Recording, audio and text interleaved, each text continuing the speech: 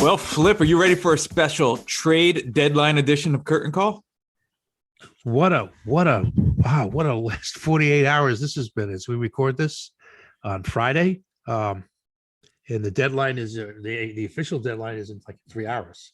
So it's like amazing what's going on, amazing the deals that have been made, and it's amazing the deals that will probably get made before the close of the next 3 hours. It has been a busy 48 hours, so much so you and I had to rush to the studio to get this one in the can. Well, like you said, 3 hours prior to deadline. So we're not there yet. But since we spoke here on Curtain Call, Flip, the Yankees made not one, but two blockbuster deals. First acquiring Joey Gallo from Texas on Wednesday, or I guess technically Thursday is when it became official. And then that same day, picking up Anthony Rizzo from the Cubs. We'll talk about both in detail, but first, just big picture. What does this mean for the Yankees? It's the Yankees have improved themselves immeasurably. No one talks defense enough to suit me. And let's start with I know they're both offensive players, but let's go with defense just for a second. You've got Anthony Rizzo, who's a Gold Glove first baseman, has a number of Gold Gloves. You've got Joey Gallo, who is a tremendous outfielder. He can play any of the outfield positions, plays them all with equal skill. He can track things, runs like a deer.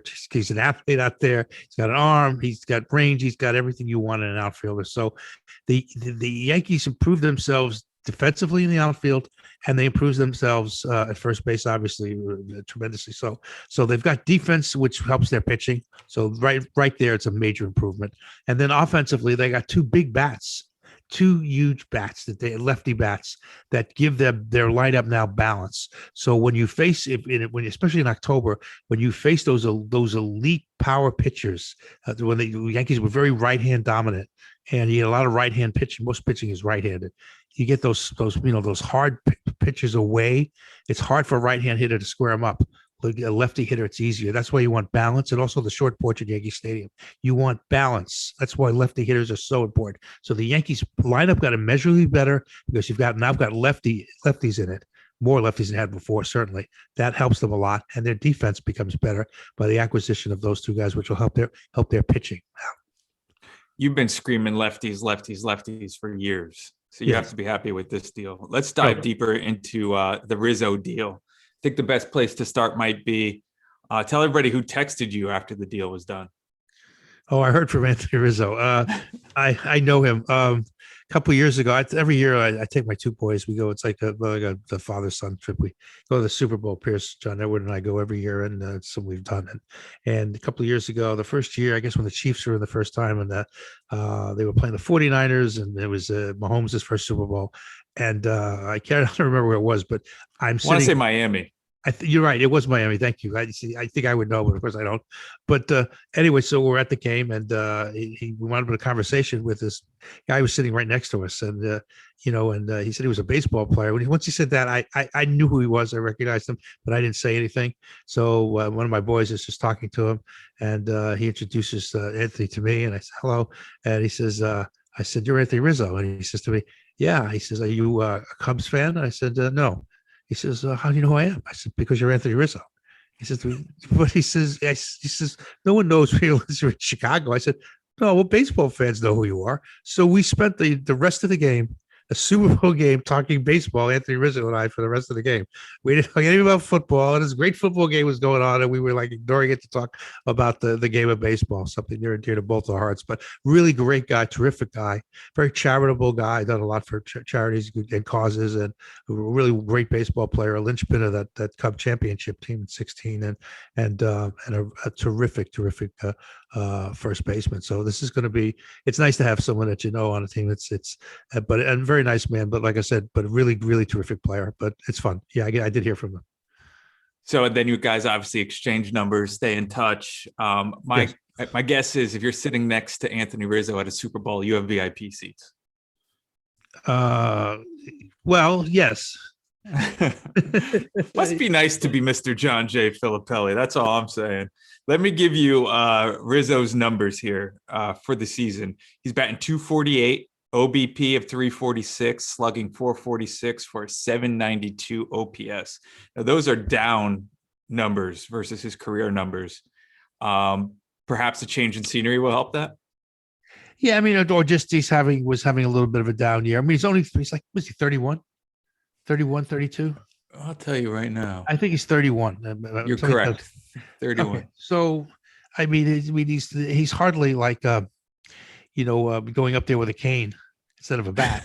I mean, he's got a lot of years left, and he's got productive years left. It's maybe just a little slower than one of his normal years, but still, those are good numbers. I mean, and he'll and remember now the team that he's going to have around him. Look at what that lineup is now with the Yankees, especially by adding Gallo as well. I mean, the Yankee lineup is now stacked. That's a stacked lineup. We'll get into the lineup after we talk about Gallo. One thing I do know is that Rizzo is a free agent at the end of this season, and the next few months will absolutely determine his market. Mm-hmm. So he's coming in incredibly motivated, I think. And he would be motivated too, also because I mean the Cubs were out of it, pretty much out of it. I mean they're having a fire sale now. They're just selling off. They're in a total rebuild now. The Cubs. I mean, you could expect Chris Bryant to go today at some point too. He'll get traded as well somewhere. Where's he going? I don't know. He could go to the Mets. He could, right? It could. I mean, I don't know. I mean, I'm not saying he is. We don't know at this point. It hasn't been. But there are a lot of rumors out there flying. Who wouldn't want Chris Bryant? Chris Bryant, Craig Kimbrell is probably going today. He's going to, sure. Zach Davies. I think the Mets, as funny as it sounds, the Mets need pitching. Zach Davies might be the answer there. Yeah. But you're right. They're selling. And who wouldn't want? You think teams that are on the fringe, like the Phillies, wouldn't want a Kimbrel with all the blown saves the Philly bullpen has had? You think Kimbrel would help the Phillies? You think Kimbrel would help any team out of that pen? Kimbrel's as an elite closer. I don't think the Dodgers are done either. I wouldn't be surprised if Kimbrel was a Dodger. I mean, and then there's rumors about them getting, Turner and Scherzer from the Nationals. So, I mean, I don't know. I mean, the Dodgers have gotten about everybody. Right, really, they're constant players here, but I mean, listen, it's fun though. This is a time of the year that it's the middle of the season in many people's eyes. It's the dog days of the season, and it's a day when everybody gets really excited because of all the deals that in many cases change the entire complexion of a team. Well, can depending on the level of deal that gets made at the deadline, on the number of deals that can be made, but it does change it can change the whole complexion of a team. Before we move on, we should note that the Yankees sent minor league right-handed pitcher Alexander Vizcaino and outfielder Kevin Alcantara to Chicago to complete that deal. And Flip, you said that Rizzo's a good guy. Evidence of that in 2017, he won the Roberto Clemente Award. So you're right. The Yankees are getting a good person. Before we move on to Gallo, Flip, let's set the table. I am Kevin Sullivan from the digital media department here at Yes, alongside, as always, Mr. John J. Filippelli on this Friday afternoon, right before the deadline. How are you today, Flip? I'm good. I wish we had a little countdown clock in front of us, but we don't. And maybe put that on the budget, Kev. If we ever get a budget, we'll put on like a countdown clock. We just got hair and makeup. Now you want a clock? Yeah, it's good because you have hair and makeup. It's good for a podcast. Very, very important that we have that. Also very important that you rate, review, and subscribe. That really is the best way to help us here. Tell your friends. We are growing. Our numbers are amazing lately, Flip. We have to thank the listeners. Yes, we do. And we thank our good friends over at Talking Sopranos, who gave us a nice little shout out. Steve Sharippa and Michael Imperioli gave us a very nice shout out for our podcast. So that was very nice of the Soprano people. Very nice. Interesting conversation in that podcast. Let's just leave it at that. Moving on to Joey Gallo. The Yankees picked him up as well as Joely Rodriguez and cash from the Rangers in exchange for minor league right-handed pitcher Glenn Otto and infielders Ezekiel Duran, Trevor Hauver, and Josh Smith. People I talk to, Flip, around baseball say this is a great deal for the Yankees. I assume you agree.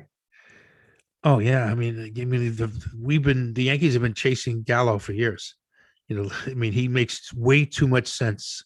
He just does, because again, the short porch in right field, the pole, lefty pole power, and besides his ability to hit home runs, he's an elite outfielder. He just is, and he can play center field, by the way. So I mean, any team that can throw, almost any of their outfielders can play center. Maybe some play better than others, but at the end of the day, when just about all your outfielders could somehow slot into center field if needed, that says a lot about the depth of your outfield. And he certainly can play center field if need be. And he may in fact see himself out there a little bit. Yeah, Gold Glover, like you said. Let me give you his numbers. Batting 223 this season. That's up from his career high, his career 211 He doesn't hit average. for average. He's not an average. He's not an average hitter. But here's the numbers, right? Yeah, he's not an average hitter, but Right. 25 home runs, and this is the one I like. His OBP this year is 379. Right. And you know why that is? He leads the league in walks with 74. Right. And his also considering how many times he strikes out, right? That's very impressive. Very impressive. It's very impressive when you look at his overall, his ability to get on base and his ability to slug.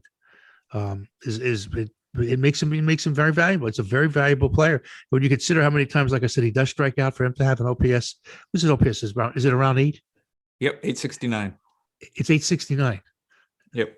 That's an excellent LPS. It's an excellent LPS. Yeah. People can't just look at that batting average. Oh no. I mean, right. I mean, yeah, no number is, all these numbers are now an abstract. You have to take a look at them and put them in some kind of context. And it used to be, it's like the way wins don't matter as much to pitchers anymore, except to take a win away from a pitcher, I think he'll get upset. But at the end of the day, most teams don't look at wins anymore. They look at other things, about innings pitched and quality innings and, whip and all sorts of things. They look at other things that keep you into a game and save wear and tear on the rest of the rest of your pitching staff. There's other metrics that they use to measure other than wins. And back in the day, it was just basically wins. So Gallo comes in, likely playing a lot of left field. You said some center field as well. Odd man out, Florial, I guess. I would think. I mean, because playing time has to come from somebody. There'll be players that won't see a lot of the kids. Some of the kids who came up and played won't get a chance to play now. Because Gallo has to take the time. Stanton's going to play some outfield too. The Yankees have been talking about playing Stanton. Someone left. Let him now. We're playing as we record this. We're playing the Marlins 3-game series starting tonight.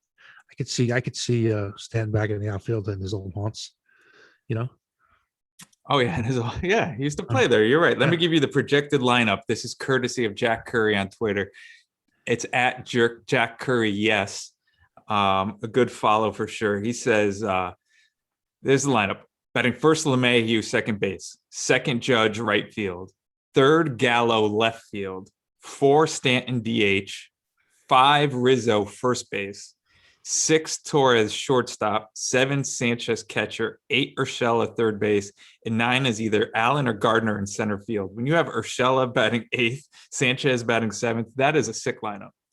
Well, that's what happened here. You got 2 elite bats and you inserted them in the Yankee lineup to go with a lineup that, in terms of prestige, in terms of name recognition, in terms of back of the baseball card, it's a very strong lineup the Yankees had. And I know they've struggled at points this year offensively, and it's just been left. It's been maddening how many players have been left on base and key positions and things, and games that one hit would have broken it open, but we weren't able to get that one hit. So, but now I don't know who you pitch to in the lineup. I mean, you just go right through it and you say to yourself, where are the easy outs? There really aren't any. And the fact that you've got a lot of you're going right, left, you're inserting those two extra lefty hitters in there in that lineup. This makes this a very dangerous lineup, and it makes your bench stronger. Remember, your bench now becomes stronger. So this just it has a residual effect. That's the glow, the halo effect on this is amazing in terms of what it can do to the Yankee team. And the strong bench, those teams in the 90s, those Yankees teams, that was one of their calling cards. Strong bench. When you got Darryl Strawberry grabbing a bat in the 8th inning to pinch hit, that's something. Tim Raines, Hall of Famer, coming off the bench. Exactly. You had Tim Raines. You had Strawberry. The Yankees had a lot of interesting, ways they could go. Mike Stanley. Yeah. I asked you if Florial was the odd man out. I probably should do the same thing with Rizzo, because he's obviously the choice over Voit. Yeah, but why is he the choice over Voit? Because he's a better all-around player. I Right. mean, I like Voit. I think Voigt's a good player. I think Voit has made many contributions to the Yankees in the rather short time he's been here. When you say short time, he hasn't been here that many years.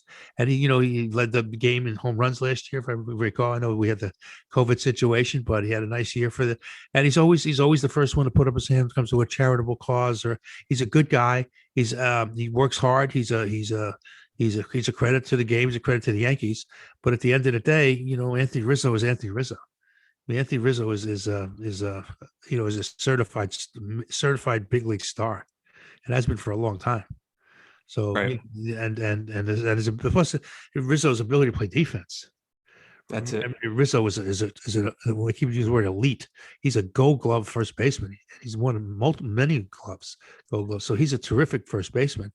And Voit is not a great fielding first baseman. Yep. 4-time Gold Glover. I think it's 3 reasons. You named them. Yeah. Gold Glove. So it's defense over Voit. Right. He's lefty over Voit. There's an advantage, and he's healthy, whereas Voit hasn't been this year. Yeah, those are 3 pretty good reasons. All right, let's bounce around the league a little bit real quick before we go. On the special edition of Curtain Call, rate, review, and subscribe. Very important. Very important. Very important. Also very important. It looks like the Blue Jays made a deal right before we logged on. It looks like they're going to get Jose Barrios from Minnesota. What's that mean for Yankees fans? That's a big get for the Blue Jays. He's a terrific pitcher, and I mean, Minnesota is just having all kinds of issues, and have decided obviously they are really a massive sell-off here, because that's a pitcher you usually don't sell. You try to hold on to, you build a team around a guy like that. So I'm surprised actually that they are, because pitching is really hard to come by, and elite pitching is really hard to come by. So I'm really sort of surprised that I would see the Twins do that, but they did it apparently, and that is a great get for the Blue Jays. That's a team that has plenty of bats, but doesn't have very many arms. So he will help them out immeasurably. We talked about Kimbrel. We talked about Chris Bryant. Trevor Story is a story. Yeah. I don't know where he's going. There's some of the It's a long story. The rumors. Some of the rumors are Toronto. Imagine if Toronto gets him. The Rays. Wow. The AL East is just busy this deadline. The Mets are even a story there potentially. Yeah, I mean, I don't see him playing for the Mets. Because you've got who you got at shortstop. You got Lindor, yeah. So you're not going to go there. But the reality is that he could go many places. I mean, and also you've got the whole flood of shortstops. Correa is going to be a free agent. There's a number of shortstops will be on the market, the seekers. So you've got people out there, players out there. If I'm one of these shortstops, I'm looking for a sign and trade. I'm looking to, let's say I'm Trevor Story. I don't know if he has a no trade, but negotiate that deal now, because I don't think the market, there's so many out there that they all can't get paid. I'd want to get paid now. Yeah, I mean, I understand. So a couple questions before we run. Are the Yankees done? They could use a reliever, another reliever. I mean, we've had a run on relievers lately, and we've had we've had some more than our share of injuries to a whole slew of them. So I would think another reliever would really, you could never have too many good solid relievers. Another reliever would certainly help the Yankees. I tend to think the Yankees starting pitching is going to be okay though. That I'm not as concerned about. I think that could wind up being a real strength. The way Severino is going to come back now in the next 2 or 3 weeks, and that's going to help them. Will help them a lot to go with Cole. You got Cole, you got Severino. You've got the way Tyone has been pitching, and Kluber is not that far away from coming back. So Yankee starting pitching will improve rather dramatically when some of the people out will come back, obviously, and Cortez has done a nice job as a fill-in, and Montgomery's done well as well. So the Yankee starting pitching is not bad. It's actually pretty good, especially compared to the depth. The depth is what sells it. So I like the Yankee starting pitching. It's the bullpen now that's been giving them a lot of problems, but that's why another reliever would be a huge asset to them. You said 2 names that I wanted to bring up. The Yankees obviously are making a quote unquote trade for a starter when Severino comes back. That's a great point there. And I recently became president of the Nestor Cortez fan club too. Yeah. I know I'm already president of the Greg Allen fan club, but Right. And the Baltimore Oriole fan club. stop. Oh, we played them pretty soon. What are you Yeah, gonna Monday the 2nd. wait a minute, it's my clock. Hold on. That's my ship's clock. Yeah. Famous from the Al Leiter episode of Curtain Call. World famous. A lot going on, Kev. There's just a lot going on. It's an exciting day in baseball, and it's kind of like, look, those draft days are the baseball doesn't have. You celebrate as much because you don't really know a lot of the collegiate kids and high school kids in baseball. This kind of makes up for a little bit. This trading deadline day is massively fun. It's important, and you could remake a team in a day, and then you have to declare what you are. Are you a contender? Are you a pretender? Are you on the sidelines? Are you in the middle of this thing? What are you? And it's always interesting to see how teams roll at this time of year and what they consider themselves to be. And GMs make a career out of this day, right? Because they can't do anything until November. So they are just, I don't even think they're sleeping this week. No, I don't blame them. This is a very exciting week. It is. Well, we'll come back and we'll talk about, I'm sure, the trades that will happen within the next few hours next week. Until then, what do you think? Want to land this thing? In the words of Ashley Fugazi, it's time to land the plane. Let's go. Thank you for this very special edition of Curtain Call. Hope you've enjoyed it. This little update. We felt it was something we want to do for you guys, and we appreciate you listening. So thanks again. Rate, review, subscribe, and we'll see you down the road shortly. Thank you.